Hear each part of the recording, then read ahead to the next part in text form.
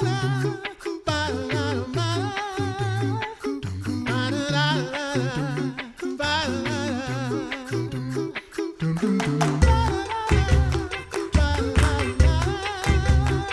listening to The Coffee Hour. I'm Andy Bates. I'm Sarah Gulseth. DCE Day is right around the corner, and today we're going to be chatting about DCEs, share a little bit of the history about Directors of Christian Education. What is a DCE?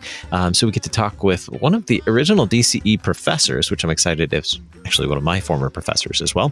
I get to share some of the history and also talk with some of the board members of the National Association of DCEs. So we'll do that in just a moment. Thanks to Concordia University, Wisconsin for your support of The Coffee Hour. Find out more about Concordia University, Wisconsin at cuw.edu. Live uncommon. Joining us today, Dr. Bill Karpenko. He's Director of Christian Education Emeritus. Oh, boy. And he served as a professor for the Director of Christian Education program that I studied in at Concordia University River Forest, now Concordia University Chicago. Mm-hmm. Dr. Bill, thanks so much for joining us on The Coffee Hour today. My pleasure. So let's go back in time. What is a Director of Christian Education, also known as a DCE? Well, the formal definition reads something like this, Andy. A Director of Christian Education is a synodically certified, called, and commissioned lifespan educational leader prepared for team ministry in a congregational setting.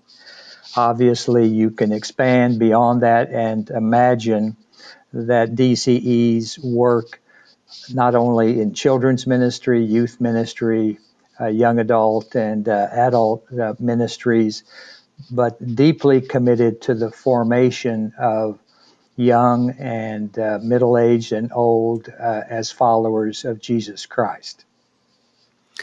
So when did this all start? Can you tell us about the first Directors of Christian Education?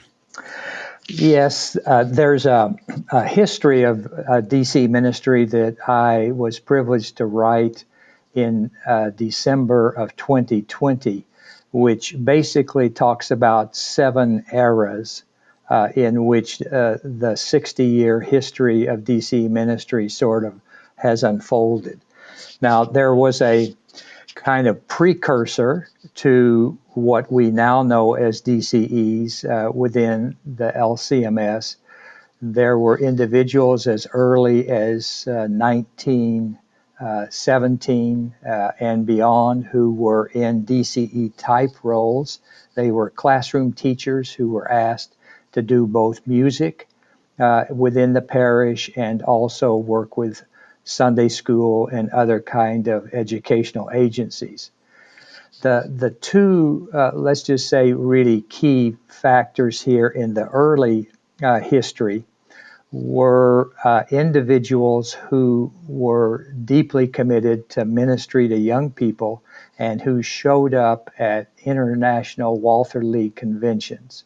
So if you can imagine, here was a DCE type person who had 45 kids following him, and in this case they were all men, and they had the same color T-shirts and all of this. It was just really eye-catching and stimulating for other congregational people to say, whoa, we would really like someone like that to work in our parish. The second then thing that was really quite impactful early on was in 1956, the Board for Young People's Work collaborated with LLL and also with Valparaiso University to start what was called Youth Leadership Training. And so YLTP, as it came to be known, produced 140 or so individuals who in the early years were really in parishes working, in this case, particularly with young people. So this all led up to 1959 when the Synod in Convention in San Francisco, actually July 26th, said, we really encourage congregations to get serious about the educational ministries of the local congregation. This is outside, again, of a parochial school, but in the parish. And then in 62, the convention followed up and said, let's encourage Concordia Teachers College in River Forest and in Seward to, in fact, train DCE types within the educational curricula that they had. So those were the early sort of beginnings, which have now spread over 61 years. So these early directors of Christian education were teachers focused on religious education, Christian education, who were given to specifically care for Christian education in the parish setting, right? That is correct. The first actual called individual was Neil Raby in 1960, and he was called by Grace Lutheran Church in Tulsa, Oklahoma. But again, as you indicated, they all came out of a teacher ed background. Why is it important for directors of education to have this teacher education background, this professional education background? The crucial issue here is we are talking, if we wish to be serious in a congregational setting, about the forming of individuals, whether young, middle-aged, or old, into the likeness or image of Jesus Christ. And so that process, in this day, very sophisticated kinds of digital activity and learning, really demands that a person understand how people learn at various ages, how you do, in fact, teach a particular content, how you develop your classroom or your learning setting. And so it is vital that a DCE type person be a first-class educator and someone who can really challenge, stimulate, deepen a person's understanding of the scripture and also of how people learn and then begin to live their faith. So how did this teaching position, educator type of role, how did that evolve into the commissioned minister status that we have now in the LCMS? It was a while coming, as they say. If you can envision, again, the 60s and 70s were times when people were basically teacher trained, with the exception of Concordia St. Paul, where their DC curriculum was simply DCE, no teacher ed component to that particular curriculum. It was in 1983, finally, that the Synod in Convention said, we now understand that we have in our midst a growing number of DCEs who are certified, and we wish to recognize that, and we now will place them on the Synod's roster as members of the Synod.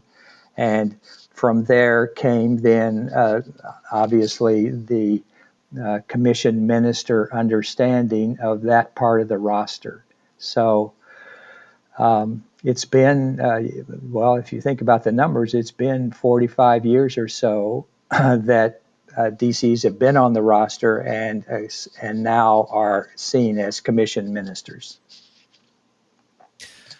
What have you learned from your colleagues in DCE ministry throughout your years as a director of Christian education?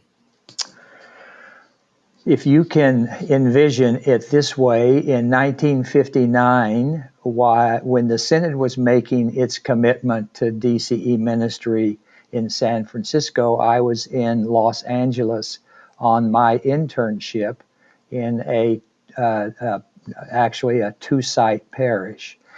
And so over the years, I have gotten to know, come to love, deeply appreciate both the men and women who are DCE people and their various giftedness, and of course, those that they work alongside of in a staff. So over the years, I've supervised, it's now around 230 interns around the Synod. So I've come to appreciate very deeply pastors and DCEs and directors of music and other staff who together have a focused mission and lead their parishes in what I would say is a minimal conflict kind of setting. What I've learned really about DCE types is these are individuals who have a deep, deep love of Jesus Christ. They are individuals who don't necessarily see themselves in the pastoral office if they are a male. They really understand second chair ministry. They are deeply committed to supporting other staff people, but they are in the main individuals who are highly relational. They love people. They love to recruit and help people serve. And of course, they love to impact young people in various kinds of ages. They obviously are multiple types of gifts. If one just were to flip this interview and focus on Andy, you can kind of imagine his set of gifts. Others have varying other sets. So not all the same, but yet very similar in terms of their deeper commitments. So directors of Christian education serve in many serving congregations. I have the privilege of getting to serve here at KFUO, but DCEs can serve in a variety of ways, all focused on Christian formation and encouraging, supporting roles, whether it be working alongside a pastor in a congregation or working in organizations as well, so that the focus is on building up others in the Word.